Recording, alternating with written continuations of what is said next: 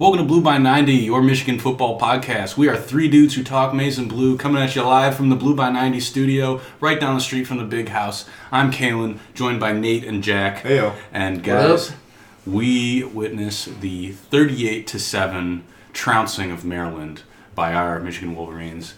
What are our overall thoughts here, guys? What do you think, Nate? Take the W, move on to the next week. As Jim Harbaugh said, it's an improvement week, not a bye week. That's right. So just getting ready for the showdown with Sparty, and hopefully we can kind of make the score the exact same as it was against Maryland. So. Yeah, okay. There you go. Jack, what do you think? Yeah, keep the momentum going. Good team win. Improvement week. Let's blow out Sparty. We still got a chance at the playoff, guys. We still got the chance. Dude, it's done. There's always a chance. Resident optimist over here. Yeah. No, overall, that was a good win, right? Yeah. I mean, I can't complain about a win, especially when you're winning by, 30-plus points. That was actually a really weird point to me with this game. They lost the time of possession. Yeah. They had 28 minutes, but they won by 30, which was very I've strange. never like if you win by 10 or if you win by a touchdown, and you don't win the time of possession, you can see that happening. Exactly. But 30 points, that's a little weird. Yeah, it's very strange. But hey, winning by 30, I'm not going to complain too much.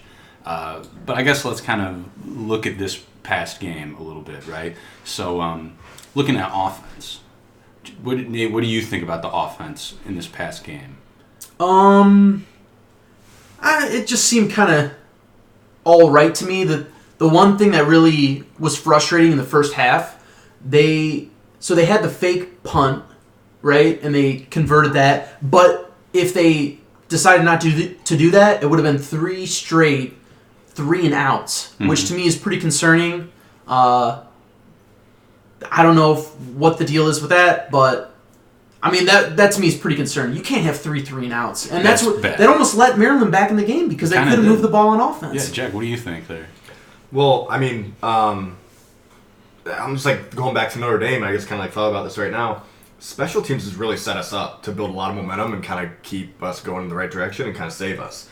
With Notre Dame, it was the blocked punt that the Notre Dame player jumped on, which we ended up recovering, which if he wouldn't have jumped on it, Notre Dame would have had the ball, and who knows what would have happened with that game. Mm-hmm. And then Giles Jackson starts off the game with a kickoff return. Boom. And then we had the fake punt for the first down. So special teams, I mean, it's come up huge. The pass offense, I think there's some good moments. I think Shea is only comfortable throwing a deep ball to Nico Collins. I don't think he's comfortable throwing it to anybody else. Yeah. Or maybe somebody else is That's running true. deep routes. I don't know. I'm with you, but it's only Nico Collins. But, I mean, Nico's proven to come down with the ball majority of the time. So Right. I kind of give the offensive line in this game like a B+, A- because they did play well. And there were some really good plays with Cesar Ruiz getting out to the secondary, making some blocks. The reason they didn't get an A is because it's Maryland and they didn't just absolutely dominate for the entire game, right? I mean, think about this Maryland team played Minnesota, right? And Minnesota just manhandled them. undefeated. Beat Penn State. So, I mean... Week to week is always different, though, right? Yeah, that's true. But, I mean, when you're... my feeling with this Michigan team is that they play to the level of their competition. And if you want to be an elite team, you can't do that. You got to put away the guys who are worse than you, and you got to compete against the teams that are better than you. So we haven't really crossed that bridge yet, in my opinion. You know what was the thing, too, about the offense? And I heard Urban Meyer talk about it, right? So, number one, we always hear him say, equate numbers in the run game. Yep. And then the other thing he said is you want to make sure you have balanced run with balanced pass. Right. In this game, the offense, they ran the ball mostly, and that was also concerning because even the announcers are saying, look, there's 8 in the box. Yeah, exactly. And I don't know the exact numbers off the top of my head, but they ran the ball a lot more than passing. The numbers actually... It looked that way, but numbers don't reflect that entirely. I think it was like 34 run attempts to like 29 pass attempts, which is pretty close. Okay. Yeah. But I know close, I felt exactly the same way. I'm going like, why does it feel like we're running the ball all the time? Yeah. It does, but that's another thing. Like you're saying, when they have 8 in the box, I feel like that's something where Shea's got to like do an audible, or we got to have an audible or something ready to take advantage of that. With our receivers, if there's 8 in the box and we can't do anything, I think we can't audible and feel confident. It also just feels that way though, because there were a number of drops too, on pass plays. They were, even for McCaffrey. Yeah. I thought he put a couple balls in the right spot, and they just weren't. I don't know. I thought McCaffrey actually he had one almost interception, or two almost interceptions, something like that. One of them, he had McHugh one. was a little tight, but I mean, Yeah. there was definitely a couple that were dropped that should have been caught. Yeah. Running backs had a great day. Honestly, I thought. True, had that touchdown. That was True, that was that sweet. was sweet. True looks sharp, man. He looks really fast. Yeah. Or I guess he didn't have a touchdown. But he had a nice long run. He had a long run. Yeah. I liked. Truck stick some guy at the end. I mean, right now I got kind of like a Haskins / Charbonnet at number 1, and then True at number 2. Yeah. And that I would feel pretty good about that. I feel pretty comfortable with anybody in the game. Yeah. But At I this do point, like even having. Christian Turner. I feel slowed down. I just think he doesn't seem to have the ability to cut like the other running backs do. Which I thought he was going to be the guy out of all of them, right? Yeah, like exactly. a speedy back, like a flash shot in the He's Florida definitely game last fast. year. So I don't know. I kind of expected more out of him. Who do you I agree. Yeah. Do you think Charbonnet's the guy though? For me, Charbonnet's the guy. I don't. You don't? I mean, I'd like to. I I think wanna he's know- good. I just think Haskins has looked in recent weeks. I think Haskins looked better, but maybe he's just gotten lucky where the O line's creating better holes for him than. Why are they they for limiting Charbonnet's snaps? That's what I'm curious about. Because he was like the guy coming in. He was he started off the season, What, 30? and he wasn't doing poorly. Yeah. So I don't know. Maybe they're seeing something in practice. But Yeah, I'm not exactly sure. That's kind of a strange one. Wide receivers, Nico had. Why are we not throwing the ball to Nico more? It's ridiculous. He had like 2 targets and a long of 51 or something like That that. big play came down with. It was sweet. And the other thing was that big play. It could have been a touchdown if Shea had an arm. Shea underthrew him. He turned around, stopped, and made the catch. Can we talk about Sean McKeon? He caught that nice ball. Dude, I was gonna mention that to you. Dude, I was like, he threw it to McKeon. I'm like, God no. I'm like, he's gonna drop it. And he came down and it was like, hell yeah. Yeah. It's so funny that every time he catches the ball, we're like going off on this podcast. Oh, I have to. I hate him so much. But hey, he caught it. I'm happy. Good that's for so him. funny. Back healthy. Dude, another tight end who I thought did a great job today, on Saturday, Nick Eubanks. Honestly, I thought he had a bad game. Yeah, I thought he had a bad game He too. had a couple drops, right? He had Normally, he's like, I love Newbank. He always finds his way open. He back to somehow. back had mistakes. He had a drop and then he missed a block. Back to back plays. Oh, see, But he I did saw have a that nice he touchdown. in the red zone, which is where they struggle the most. He had a nice block where he came across. Oh, that's right, true. and made that block for Charbonnet. Yeah. and then he had that nice little kind of Play action. almost Spider 2 Oh, wide Wide banana-esque banana, pass. Yeah. Yeah. Spider 2. I thought he had a pretty solid game. They definitely have to make sure that they're getting points in the red zone because that seems like where the offense can kind of struggle a bit. Yeah. So. What did you guys think about overall QB play on the offense? Nothing impressive, just kind of, I thought it was just kind of classic Shea. I'm going to find some wood here. Yeah. We did not turn the ball over, for 2 straight games? Oh, that's true. yeah. Right? Mhm. Knock on wood. I mean, as long as we're not turning the ball over, I'm happy. You're happy. Yeah. Yeah. I mean, I'm satisfied. Here's a question for you. Who would you rather have as your Michigan QB? Shea Patterson or Devin Gardner? Shea Patterson. I don't know. I got to say Shea. Yeah. But also, I'd like to see what Devin Gardner would do in this system. Does Devin Gardner have more passing yards than Shea? I think he right now? does. It's a I tough don't know. question. It's tough, yeah. Or here's another one. Who would you rather have in a pass-heavy offense playing Michigan quarterback, Denard Robinson or Shea Patterson? Sure. Shea. I love I think Denard, Denard but throws he better. couldn't throw the ball. I think he throws a better deep ball, Yeah. but I think Shea's a better passer than Denard. Like, Denard's completion percentage for his career, I think it was 40 something. Like maybe 50, right? Like, it not was good. low. It's not good. But he was so dynamic and he was such a run threat that, Right. What'd you he'd find think- guys open. What do you think about Dylan's performance? I was saying earlier, I thought he put some balls where they should have been. I know there was a couple bad throws. He threw that deep ball that did not look anywhere near anybody. But the short, quick passes, he usually puts on the money. There was a couple drops. He's got a good arm. He's got a solid arm. Seems like it's got a lot of zip on it. Yeah. Seems like he can make some downfield throws. I think I feel confident Yeah. whether I think next he's- year if it's him or Milton. I always reiterate this. I think he's got to learn to slide. When he always seems to dive head first, Yeah. and that's just exposing yourself. Yeah, You're especially playing when he's broken his Collarbone. already. Yeah. And he's already suffered a concussion. Yeah, It's like, dude, you're an Protect important yourself a little player. bit, yeah. We need you. So yeah, I think he's got to improve on that angle. I mean, Shea also had a couple times where he could have kept the ball and he didn't. I mean, And that's definitely something we've talked about before, where Yeah. it's like we want to see him keep it a little bit more. I thought he'd done it better in recent weeks, but I think he could have done a better job. I mean, yeah, I'm not trying to beat the drum here or anything. But no, definitely, for sure.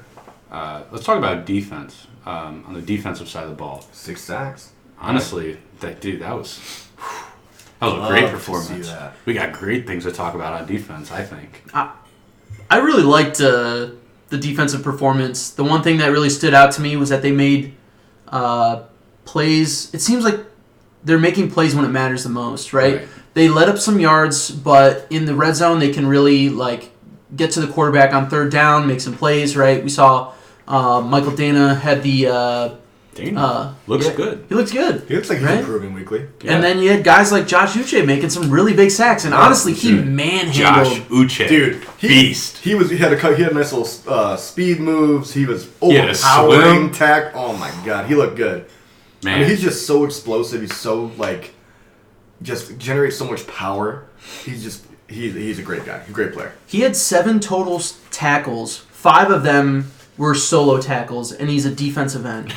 That's pretty. That's pretty. no, impressive. he's a linebacker. He's like an outside linebacker. Yeah, Or- yeah. But he lines up. But he lines up lines up, as yeah, defensive end yeah, sometimes, yeah. right?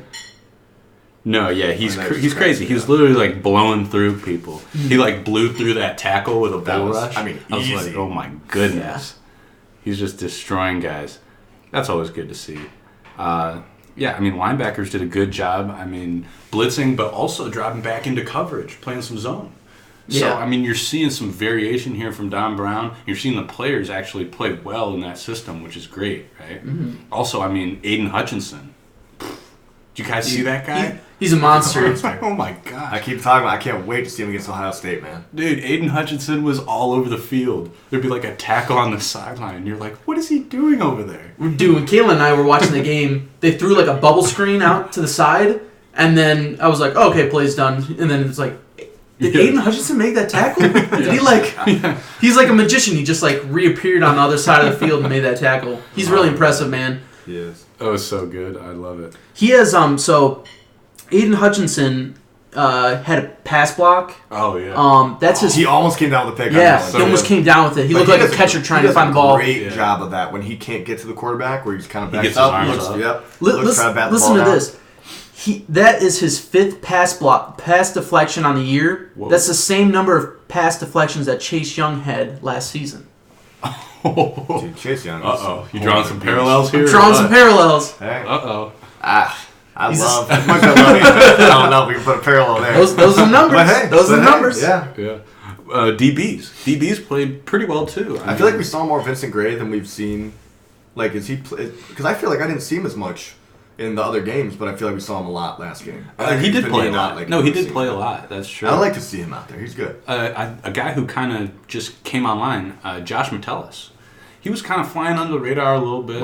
Yeah. And then, boom, interception. Had a pretty good game. Yeah, and he would have had a pick. He would have had a pick against. Was it Penn State or Notre Dame? I Where think it was Penn that State. pass interference call that was awful. Oh, it was Penn State. yeah. It was Penn Yeah, State. Yeah. that was Penn State. He's just kind of been flying under the radar, so it's always good to see Metellus. I think he's a good player. And as always, I mean, like I was trying to say, DBs played good in man. They also played good in zone. So I just love seeing Don Brown mix it up a little bit. One of the guys I want to talk about is Kwity Paye. Oh, Kwity Paye. Kwity Paye playing really well, junior. I looked back through his last year's performance. In 2018, he had 28 total tackles and 2 sacks. This year, he has 40 total. 22 of them are solo tackles, and he's had 5.5 sacks. So he's pretty much doubled what he did last year. I know that last year, we had Gary and Chase, but he's definitely stepping up and making some plays and taking more of this is my role in the defense. So And even last shout year, out to when we Kwity. saw him as a backup, we kind of were like, dang, he's got something there. So it's nice to see him actually, showing that this year too. Yeah, no, that was good. The defense played well. I mean, maybe there was a couple times where I was like, oh, they kind of letting them move down the field a little bit, but they eventually came up with a They stop. had two. Yeah, they had Maryland had two. A lot of their time of possession came off of 2 drives, Actually, what they did, and it was their second and third drive. they did a really good job of limiting some of that QB mobility from Jackson. He's not the most mobile guy though. I thought that Which was is great. his thing, right? I thought they did a great job taking McFarland out. I didn't. Oh, didn't even hear that's him. what I was expecting to see him, kind of go off a little bit, but they kind of shut him down. That's true. Yeah. I don't know his yards or production from the game, but I mean, He had it seemed 65 like yards rushing. 55 yards. 65. 65. That's Okay, awesome. that's pretty good, man. For them to. Or 60 net. A net of 60 yards. Yeah, that's pretty That's good. sweet. But yeah, I mean, he's a top running back. I mean, in the country. So to see that's great. Yeah, so offense, defense, I mean, we were rolling on defense. Offense, we were doing very well, but we still kind of left some to be desired, in my opinion. Yeah, 100%. I don't know if you guys... Like we wanted to see a blowout, right? Like, right, yeah. See everything kind of click. And there are definitely a couple drives that were... Yeah. If we had that happens against Ohio State, that's where we're losing, 14 points. Right, exactly. Right there, where they're scoring and we're not going to be able to. Like we got to be able to keep up and we got to be able to score. We can't have drives like that. Yeah, and I mean, I know we kind of touched on this earlier, but special teams. Special teams had a great game, more or less.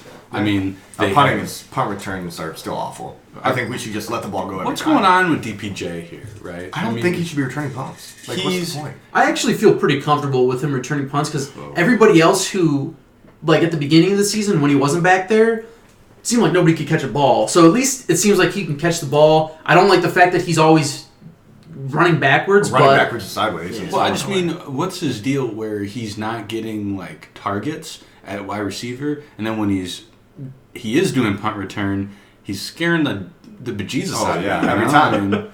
So I'm just like, what is going on here? What happened to the DPJ from last year you were like, oh, it's DPJ, he's going to catch the ball, be shifty, and do something. Yeah. I mean, that's something where I feel like we just need to get him more on slants, like quick outs, where, just like we were saying before, like when we're throwing the ball quickly and we're just getting it out quick, and we're getting the ball out with like a second and a half, like that's where we can let our receivers kind of do some work and run around. Like that's what we should be doing with Ronnie Bell and DPJ. Yeah.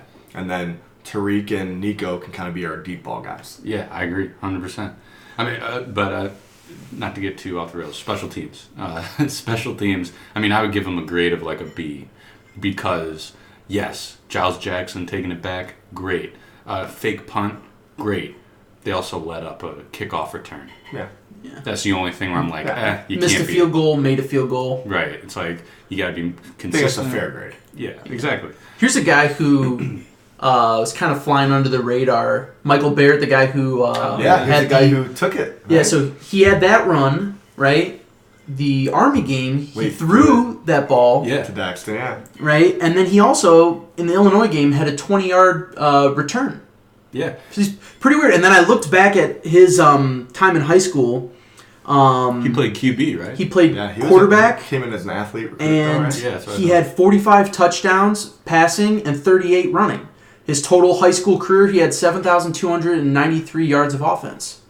So it's cool to see a guy who's, playing on special teams. Maybe we'll see him a little bit more next year. He seems to be playing a role somewhere on the team. Yeah. So, I mean, and he's had a couple tackles here and there on defense. So that's kind of one guy. I just wanted to shout him out. Michael Barrett, man. I'm glad you said that because I think he'll be a guy next year that we'll see him kind of like do a little bit of everything, and then maybe he'll just find a spot and he'll kind of like blow up in it. So yeah, I think he's an awesome prospect, and I want to see more of him. That also kind of leads though into the play calling, which I do think has been progressing to be a little bit more aggressive. Because of some of those fake, fourth and short special teams calls or stuff like that. There was that one possession we were in the red zone. We had 3 passing attempts in a row.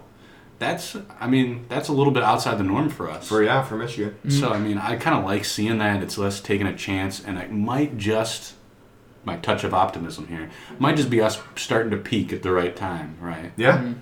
So, if it's going the right direction, I still think the best offensive showing we had was the second half against Penn State. Yeah. And like I said, I like those short, quick passes, get it to our receivers, let them do something. As long as we have everybody blocking who you're supposed to be blocking, they're going to make plays. So I'd like to see more of that, which I feel like we weren't able to see really against Notre Dame just because it was rainy and we're mostly running the ball and we're just crushing it running. I feel like we didn't see as much last week. But... So we'll see. Moving forward. So we get, like you guys were saying, we got improvement week coming up, and then we got Sparty. What kind of things do we want to work on in improvement week so that we can come out against Michigan State and play very well? What do you guys think? I don't know, man. I think it's probably just making sure we can get a passing game going. You think passing is going to be it? Because they have, 3 defensive linemen who are all seniors or returning or whatever. They're pretty experienced, so I think they got to be able to pass the ball and get it going because there's going to be times where the run game is not going to be, hopefully it's on point, but, Yeah, okay. Jack, what do you think? I mean, yeah, I'm with you. I think we need to be able to, get a passing game going, making sure we can get something consistent going where we can build some momentum and kind of keep stringing drives along. But definitely our O-line, create holes for the running game. Shea, make good reads on read options, make quick decisions. I think we'll have no problem with the defense. I think, they just, do what they keep doing. But again, Sparty's at a point in their season where they got nothing to lose. So they're a very well motivated team, when it comes to playing Michigan. So that just makes me nervous. No, that's a good point. It's a rivalry game. Anything can happen, It's basketball season for these Sparties now. Yeah. I think they're glad football season's over, huh, Heather? Go green! Yeah. But for real though, this Spartans football team, they are kind of not in a good spot. They've lost 3 straight games. And they're about to play an Illinois team that has kind of been hot lately. And their middle linebacker has just been... Bacci or something. Yeah, Joe Bacci has been suspended on PEDs or something. Yeah, hearing that Bacci was... it makes me happy. I was like, that's great for us. Yeah. Great news for us. So, they're not in a good spot, but that could also fuel their fire to make them want to come in and make a statement, Yeah. And that's kind of a real Michigan State move, right? Oh, yeah. Winning a game they're definitely not supposed to. Yeah. I think in that circumstance, right, he's pretty vital to that defense, so having him out there, it'd be different if it was Ohio State, right? We saw Bosa get hurt. Oh, there's Chase Young. Just plug him in. But Michigan State doesn't have that, so I really think them losing Bocce is going to be pretty huge for their defense. Okay. I'm hoping that they can beat them by 14 is what I'm hoping. So 2 touchdowns. You guys got kind of a way too early score prediction here? Man, I'm not gonna say anything. My hope is that they can win by 2 touchdowns. I want to see a big win. I'm not going to put a score prediction out right now, but I want to see a big win. I want to see a big win too. Who did they play this week while we were on bye? They had a bye. They also have a bye? I think they had this week when we're on bye. They play Illinois. Okay, that's what I'm saying. Illinois, they're kind of high. They beat Wisconsin. Is it at Illinois? It's home versus Illinois. Okay, it's at home for them. Yeah, but Illinois, there's a stat. God, I wish I could recall it. But there's something. Their defense is dude, kind of crushing it. Lovie Smith, man, NFL guy. He's makes those halftime adjustments and they come out and play pretty well. Yeah, we saw it against us. So that could be a game where they could lose 4 straight, and then they're losing another thing. They lose 4 straight coming in to play us, and if they lose that game. I'm really excited to when we get for next week's podcast when we get all the Sparties on there. Yeah, I'm interested to see their take on it because I don't really follow Michigan State besides just looking at the scores, kind of looking at some highlights. What is the perception from their fan base right now with D'Antonio and I don't know. That's a good question. Yeah. We'll wait till all the viewers, if you're listening, we'll have that next week on our podcast. We're just too entrenched in the Michigan fan base. Yeah. We just have the blinders on. Yeah. All right. Well, let's kind of shift to some kind of college football news, right? Willie Taggart. Willie Taggart got. See ya. What do you guys think about that? Was it about time or? About time. Dude, I was looking back at his record for previously. He never had a great season anywhere. No, he was just hyped for no reason. Which I don't get. I'm I don't even know why.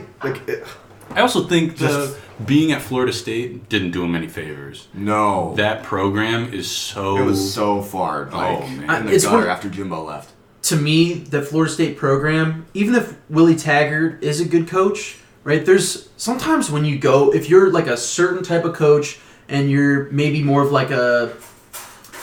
I don't know that culture's so bad. Even if you get a guy who's good, sometimes he can't even fix it. Jimbo couldn't even fix it. Like, something happened with the players on his team, which created this terrible culture to the point where Jimbo's like, I'm done with this. I'm going to Texas A&M. Yeah, you guys see that video of Kirk Herbstreit talking about how bad the culture. He was lit up about it. He had a little drink in his hand too. I was like, uh-oh, Kirk's off the leash. He's going.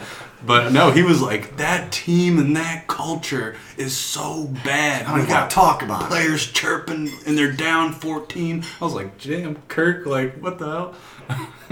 But, I mean, for real, who do you think should replace him, though?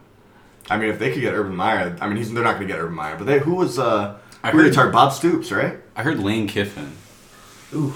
I mean, it would be a kind of close move for him from FAU. Yeah. I mean, I think that'd be great for him. I could see it. Give him another shot at the D1 program, you know? Yeah. Dude, they need like a drill sergeant to go in there. Oh, yeah. Bob Stoops, man. Bob Stoops. Yeah, maybe. I don't know. Yeah, I don't know. Yeah, Urban would not be the right Urban's fit. probably got his eyes on USC anyway. I read a different story here. I read this article from thespun.com. The Spun. And these guys are out of their tree, man. He said, Brian Kelly to Florida State, Urban to Notre Dame, Jim Harbaugh to the NFL, and PJ Fleck to Michigan. That's ridiculous. That's just wacky, man. I don't know why people think Urban's going to take a Notre Dame job. I mean, he's going to take the USC job. He's going to take that job, right? There's like certain things, right? Michigan, Notre Dame, and Ohio State, they're all so close to each other. If you just went to Notre Dame, right, that would piss off so many Ohio State fans, right? If he goes to USC, Ohio State won't think a thing. The fans will be like, look, we know what happened with that whole deal, but we wish Urban the best. But I think he was going to take they're far enough away. They're in a different, like, I don't know, even though Notre Dame isn't part of the Big Ten, it feels like sometimes they kind of... It feels like they are. Right? Yeah. A little grouped in with the Big Ten and the ACC, kind of. Yeah. I mean, it's kind of early, but what do you guys think for a Michigan bowl game? Depends on the rest of it. Depends if we can beat Ohio State. Yeah, it really does. It's looking like they might play Florida again. I know. If we play Florida again, I just don't even know. It's just I'm sick of it. An annual tradition. Yeah.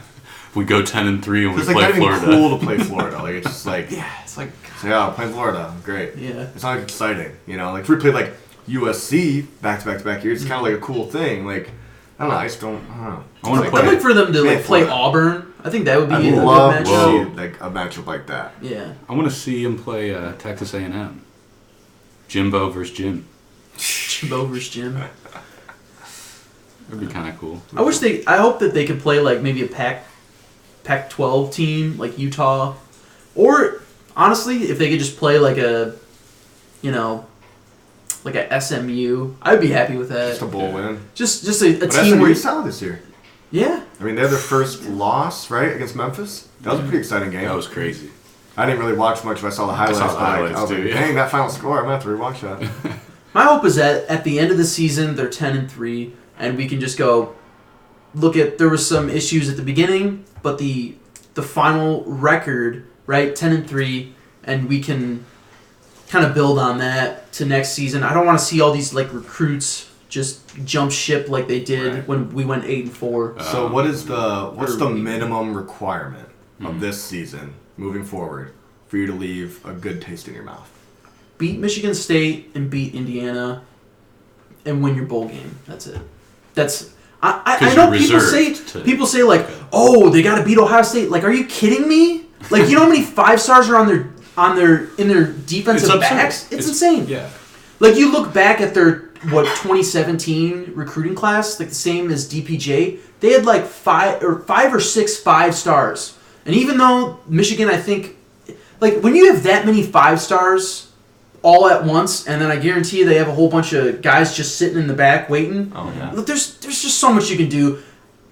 If they could keep the game close, I would be really happy. But winning that game, I'd be like this is amazing. Yeah. But I think realistically, from what we've seen this year, right, they're gonna just put 8 in the box, and they're gonna say, Shea, try and throw the ball on our defensive backs, and it might not. That's exactly what I would do. Yeah, why not? I mean, Yeah. Oof. Sounds scary, right? I don't like the way that sounds, but that's exactly how it's going to go. Yeah. Oh, man. So, yeah. Sorry, that was a tangent. Yeah, that just brought me down. Sorry. 10-3. Let's get back to 10-3. 10-3 would be good. That'd be a good season. Good. I'd be happy with that. But we gotta end the season either beating Ohio State or winning the ball game. We're going to end the It's gotta season be one or two. One of those two. playing Florida and going 10-3. That's our annual tradition. Okay. If we win it, last game of the season. You know what would be great about beating Ohio State is, okay, if we beat Ohio State, they're still going to make it into the playoff, like, no question, right? The thing is that those fans, like Ohio State, even if you win a national championship game, it doesn't matter. Like, if you lost to Michigan, the season sucks. You could win the Natty and they'd be like, oh, this is great, but, like, we still lost to Michigan. Like, are you kidding me? So in terms of playing Ohio State, and you're talking about how much depth they have at every position and all those kinds of things, what would you say about maybe that's a good opportunity for Michigan to come out and have really aggressive play calling and pull out all their trick plays and really just kind of go for it and just let it all hang out? And either you lose by 45 or you make it a close game and something happens. I think almost that's like what they're gonna have to do. Right. Yeah. Right. So you're going to have to roll the dice a little bit. Would you rather have them roll the dice or, try some super conservative time of possession? Roll the dice. They win got to by roll the 3? dice.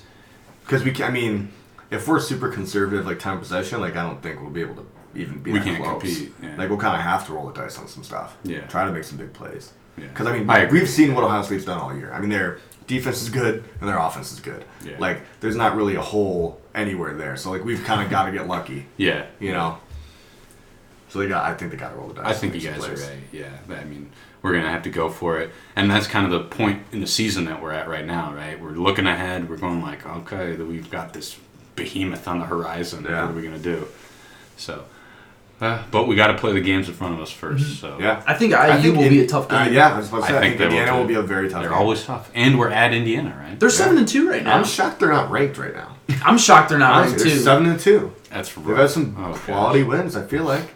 So, I mean, by the time we get to them, to play them, they more than likely will be ranked. No, jeez. Ranked game on the I'm road. going to see what who they've got coming up. They probably got, I think, Penn State and Ohio State. So they may not be ranked. I think They they might be played 7-4. Ohio State earlier in the season, right? I think they lost like big time, like 38-10 or something. Let's see. Yeah. Don't know how to type. The Hoosiers. What is a Hoosier? It's a I think person it's a from person Indiana. from Indiana, right? Oh, yeah, so they already played Ohio State. They lost 51-10. It's a 51 to person 10, from oh. Indiana. So they've got a bye week this week. They play at Penn State. So we'll see what happens there. I think that'll be a tough game for Penn State too. I think it'll be because I think it's getting near the end of the season. They're probably looking towards especially if they beat Minnesota. They're looking towards maybe we can get into the Big Ten title game with a win over Ohio State. So they might be looking towards that, and they might get upset by Indiana. I think Indiana's a team that everybody's overlooking right now. But I'm with you. we'll see what happens. Always play us tough, so we got to come to play on that game for sure. Yeah. So here's a fun fact. I know last podcast we were talking about who has been the most dominant program in our lifetime, 25 to 26 years, right? I'm excited for this. So I'm probably going to agree. win percentage for Alabama in the last 26 years is 75%. It's pretty good. That's a long time. Win percentage for Ohio State, 82. I would say, but Alabama, like that, you take out the pre-Saban years. But that's what we're saying. But we're saying like in our lifespan. In so our that- lifespan? Yes. I don't even want to read the Michigan. Saban years, I'm with you. Saban, Yeah. Oh, yeah. Since Yeah. 2008, Alabama has just been on a tear. Oh, yeah. And, I mean, you look at But in our entire lifetime, their record, Alabama's like, 13-1, 14-0, 13. Crazy. It's like unfair, right? 110%. Yeah, it's like, what is going on? Michigan's in our lifetime I want is to know. 68%. Better than I thought. It's actually better than I thought. Yeah. I mean, think of those Rich Rod Brady Hope years. When you look at those last couple of years, and it's like 10-3, 10-3, 8-4, 10-3. Yeah. It's like, okay, I'll take it. Yeah. So, but I mean, that kind of puts it in perspective, some of where Michigan is at in comparison to some of these like super programs that have just been killing it. So some food for thought. Just leaving that out there. What are your thoughts on Chase Young? Do you think he's going to win the Heisman? I think he'll be up. I think he'll be in New York. Ohio State could have multiple people in New York. That's scary. How crazy. Like, they have 3 legitimate Heisman contenders. Chase Young, Justin Fields, J.K. Dobbins.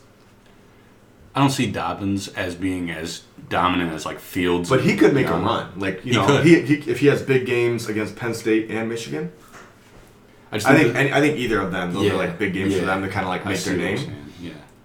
Is Joe Burrow still kind of on the list as well? Oh, yeah. And I think he will be. Like, I mean, he beats Alabama. I don't know. I'm hoping Joe Burrow just like goes off, because honestly, I think if he doesn't do anything, Chase Young's going to win the Heisman. Yeah. He's the best player on the best team. Yeah. Yeah, exactly. And I'll cry. You know how many Heisman winners that would give Ohio State? Like 8. 8. I'd say, yeah, probably, yeah. That's kind of crazy. Got a lot of stats. Gotta give it to him. Yeah. Nothing's better than Tom Harmon, though, right? Nah, Tom Harmon. That guy, they made a movie. They made a movie. Off of that guy, they're like, it was called like Tom Harmon's like Heisman, and it like, you know, was in theaters in like 1950, right? He was such like a phenom that, oh my God. He's the only. We sound like some real Michigan fans right now. Back He's in the the only. 50s, we had a movie. Ohio State gave him a standing ovation That's his pretty senior incredible. season. Oh my gosh. Where he had some crazy amount of numbers and all this kind of goofy stuff. Bring him back. Yeah, bring him back. Tom. Bring him back, Tom. Tom Herman, Tom Brady. Well, his son is an actor, right? Oh, Really? Yeah. I can't remember. He was in like Independence Day or something. Oh, that's awesome. Dude, we're going off the rail. I'm going off the rail on this. Out there. Hey man, Tom Harmon, go blue. Quickly leave it on. No, you guys got anything else? No, we gotta save something for next week, I guess. Oh, bye week. Oh, go off. Jerseys. Should I wait for jerseys? I just like to say the white unis are badass, They're dude. so clean. They're so clean. But I would like to see them get some blue pants. They get the white top and the blue pants. Jack and I have been talking about this. I would love if Adidas can do it, Jumpman can put together a crazy blue uniform. And we're not saying ruin the uniforms. We're just saying just the blue pants, the clean blue pants. Clean blue. That's all I'm asking for. Bring it out against Ohio State. I agree. Yeah, that'd be dope. Blowing them out. 100% agree. 75-0, Blue by 90. Follow us on 90 Apple nothing. Podcasts. Follow us on YouTube. We need subscribers. No, for real. If you want to help us out, Spotify. if you want to help us out, check us out on Apple Podcasts. Leave us a review, 5 stars.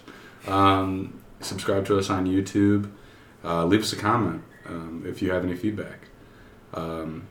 Yeah. Other than that, go blue. Go blue. Go blue.